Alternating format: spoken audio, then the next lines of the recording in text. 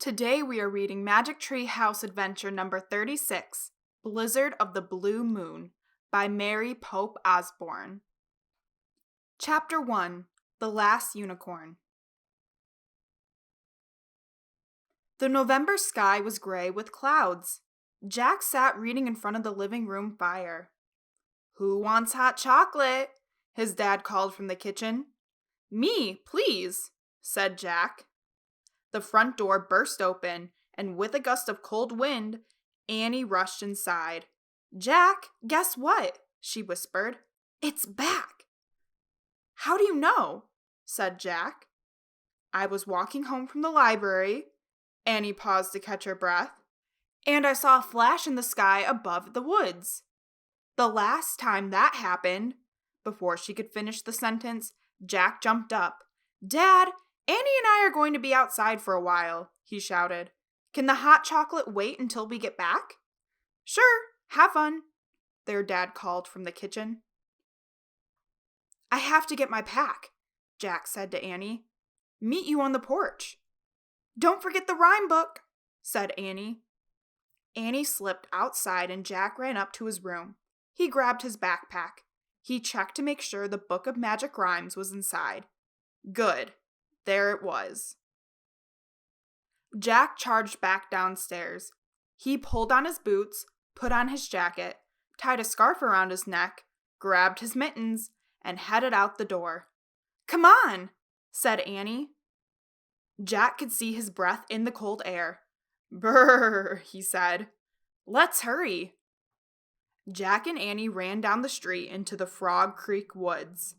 They wove between the trees, their boots crunching through the fallen leaves. Jack stopped. The magic tree house was back. High in a tall oak tree, it was silhouetted against the gray November sky. "You were right," he said to Annie. "Good work." "Thanks," Annie said. She ran to the rope ladder and started up. Jack followed her. When they climbed inside the tree house, Jack and Annie saw a book and a scroll of parchment paper lying on the floor. Annie picked up the scroll, unrolled it, and read aloud. "Dear Jack and Annie of Frog Creek, I'm sending you on one more mission to prove that you can use magic wisely. This poem will guide you. The very last unicorn is now hidden well by those who have put him under a spell.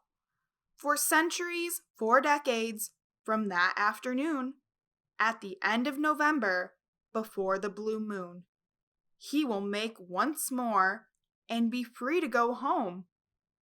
If you call out his name, Divine Flower of Rome, you must coax him to stand once his name is spoken. His chain will break and the spell, too, be broken.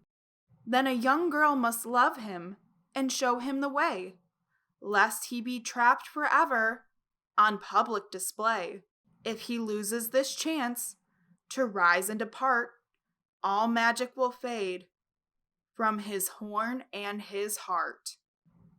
"A unicorn?" breathed Annie. "I love him already. I'll show him the way." "But this poem is really hard to understand," said Jack. "What kind of research book did Morgan send us?" He picked up the book that had been left for them by Morgan Le Fay, the librarian of Camelot. The cover showed a row of skyscrapers. The title was New York City Guidebook, 1938. "New York City?" said Annie. "I love New York City. Remember that great time we had there with Aunt Mallory?" "Yeah, I love it too," said Jack.